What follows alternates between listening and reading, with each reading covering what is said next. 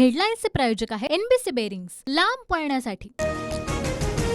3 दिवसात बिनशर्त माफी मागा, अन्यथा कायदेशीर कारवाई करणार। मुख्यमंत्री शिंदेंकडून संजय राऊतांना कायदेशीर नोटीस। निवडणुकीमध्ये पैसे वाटपासह सामनामधून शिंदेंबाबत अनेक दावे केल्याचाही आरोप।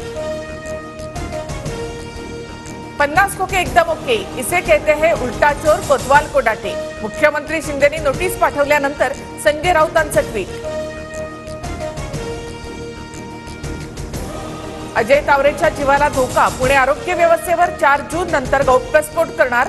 तावरेच्या सर्वांची नावं जाहीर करण्याच्या इशाऱ्यानंतर सुषमा अंधारे यांचा हल्लाबोल।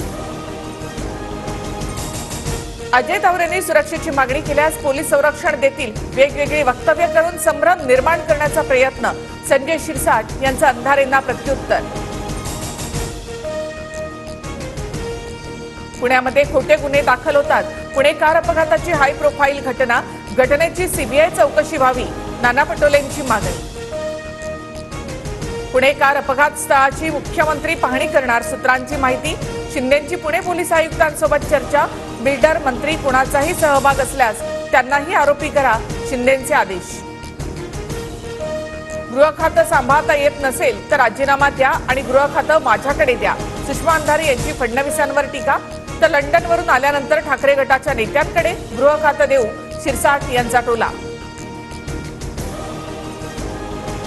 दुष्काळामुळे चारा आणि भीषण पाणी टंचाई असल्याने शेतकरी संकटात, चारा नसल्यामुळे शेतकऱ्यांवर बैल विक्रीची वेळ।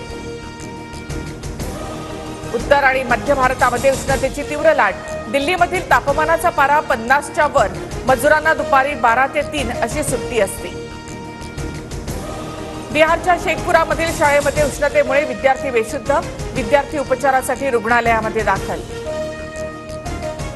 24 तासामध्ये मान्सून केरळमध्ये दाखल होणार, पुढचे 48 तास दिल्ली, बिहार, झारखंड, उत्तर प्रदेश आणि राजस्थानमध्ये उष्णतेची लाट कायम राहील। भारत फ्रान्सकडून 26 राफेल विमानं खरेदी करणार, 50,000 कोटीच्या कराराबाबत चर्चेसाठी फ्रान्स सरकार आणि डिसॉल्ट कंपनीचे अधिकारी उद्या भारतामध्ये येणार। हेडलाईन्सचे प्रायोजक आहे एनबीसी बेरिंग्स, लांब पळण्यासाठी।